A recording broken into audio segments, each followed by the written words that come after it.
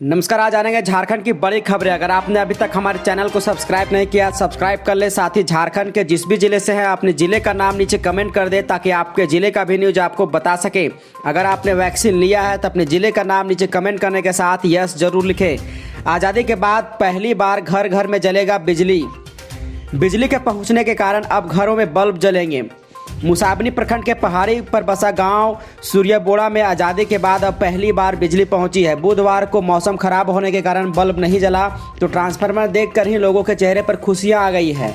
आज़ादी के पहली बार बार अब लोगों के घर में बल्ब जल सकेंगे, घरों में रोशनी आ सकेगी। तो ऐसे में उनके चेहरे पर लगातार खुशियाँ देखी जा रही थी। झारखंड के कई जिलों में आज बारिश होने के आसार है और सुबह से ही बारिश हो रही है। राजधानी रांची में गुरुवार को सुबह से ही घने बादल छाए हुए हैं। इसके साथ ही कई जगहों पर राज्य में बारिश हो रही है। झारखंड के मौसम विभाग के अनुसार कोडरमा, चतरा, गढ़वा, धनबाद, सरायकेला, खरसावां, पूर्वी सिंहभूम, पश्चिमी सिंहभूम, सिमडेगा, हजारीबाग एवं कई जिलों में हाई अलर्ट जारी कर दिया गया है। इन जिलों में वज्रपात एवं बारिश होने की संभावना जताई गई है। इसके साथ ही 30 से 40 किलोमीटर प्रति घंटे की रफ्तार से तेज हवा चलने को लेकर के मौसम विभाग के अनुसार यह पूर्वानुमान लगाया गया है। तो मौसम विभाग के तरफ से दिए गए पूर्वानुमान के मुताबिक झारखंड में मानसून का दस्तक हो गया है और कई जिलों को अलर्ट जारी कर दिया गया है। 30 से 40 किलोमीटर प्रति घंटे की रफ्तार से हवा चलने की आशंका मौसम विभाग की तरफ से जाहिर की गई है। पहले बारिश आने के कारण किसानों के चेहरे पर खुशियां भी देखी जा रही है। मरीजों को निजी अस्पताल रेफर करने के मामले में स्वास्थ्य मंत्री बन्ना गुप्ता सख्त हो गए हैं। सिविल सर्जन से मांगी है रिपोर्ट। आयुष्मान भारत योजना के लाभुकों को सरकारी अस्पताल से निजी अस्पताल में रेफर करने की जांच होगी। स्वास्थ्य मंत्री बन्ना गुप्ता ने मामले को गंभीरता से देखते हुए बोकारो सिविल सर्जन को जांच का आदेश दिया है। सिविल सर्जन को 3 बिंदुओं पर जांच करने को कहा है। उनसे पूछा है कि सदर अस्पताल में सभी व्यवस्था उपलब्ध होने के बाद रेफर कैसे हो रहा है, रेफर के मामले कैसे बढ़ रहे हैं। इसको लेकर के लगातार अब बन्ना गुप्ता पूरी तरह से सख्त रवैया अपनाए हुए हैं। झारखंड में आज से खुलेंगे शॉपिंग मॉल एवं बसों का परिचालन पर रोक बरकरार है। झारखंड सरकार ने स्वास्थ्य सुरक्षा सप्ताह के तहत 17 जून तक लॉकडाउन जो समाप्त हो रहा था, अनलॉक जो शुरुआत की गई थी, उसको बढ़ाते हुए अब 24 जून सुबह 6 बजे तक अनलॉक 3 की शुरुआत की है। झारखंड सरकार ने अनलॉक 3 में कई नियमों में बदलाव किया है। शॉपिंग मॉल को खोलने की इजाज़त झारखंड सरकार की तरफ से दी गई है। आपदा प्रबंधन प्राधिकार की बैठक में मुख्यमंत्री हेमंत सोरेन की अध्यक्षता में यह निर्णय लिया गया कि बसों का परिचालन पर रोक बरकरार रहेगा।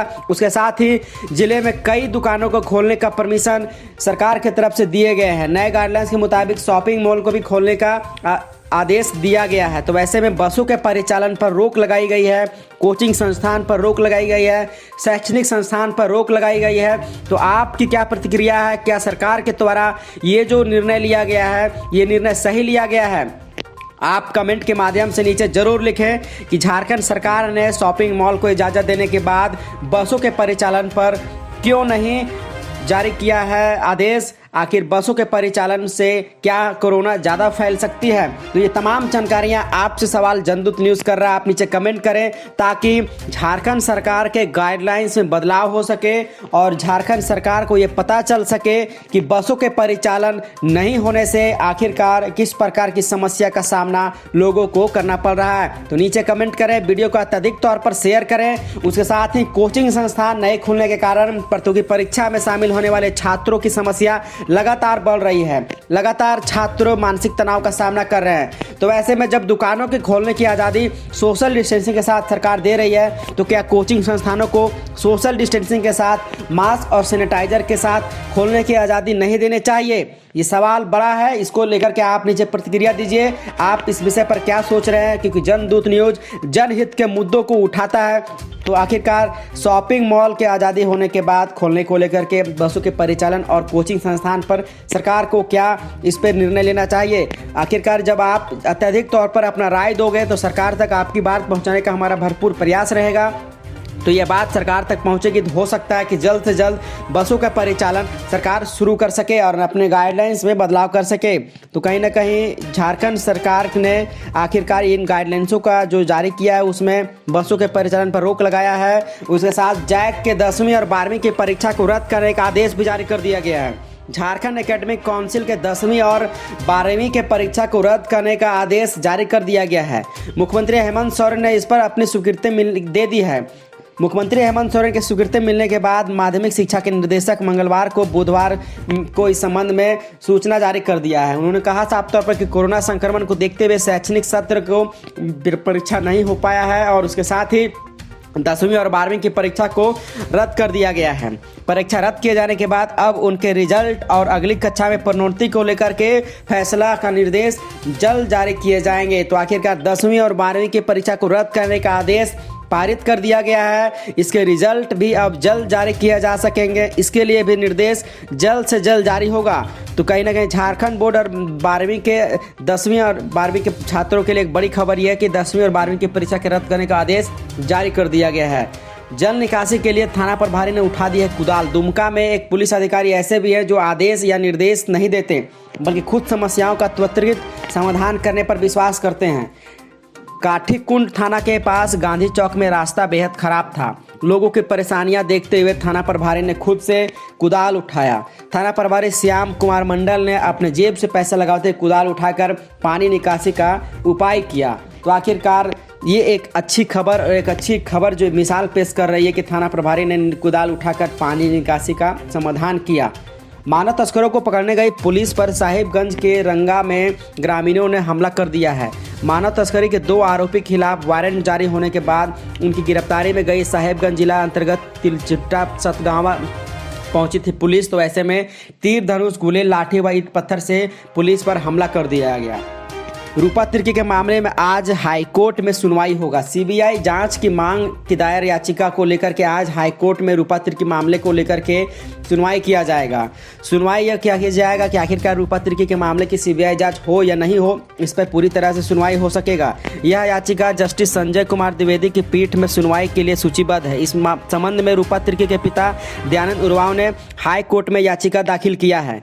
वही अनुमंडल अस्पताल में बनेगा मिनी ब्लड बैंक, विधायक ने कहा। पूर्वी सिंहभूम जिला के घाटशिला अनुमंडल अस्पताल में मिनी ब्लड बैंक बनेगा। विधायक रामदास सोरेन ने इसकी अनुशंसा पर ब्लड बैंक को बनाने की पहल शुरू कर दी है।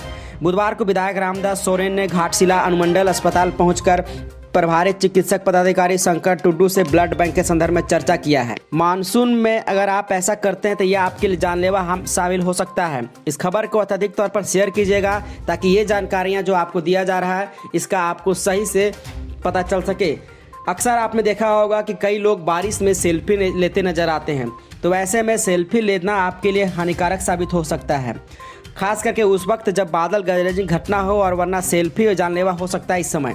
जी हाँ, बिजली कड़कने के दौरान सेल्फी लेने से बचना चाहिए, इसलिए क्योंकि वज्रपात के दौरान मोबाइल फ़ोन का इस्तेमाल या सेल्फी लेने से उनसे निकलने वाली तरंग व फ्लैश आकाशीय बिजली के संपर्क में आती है।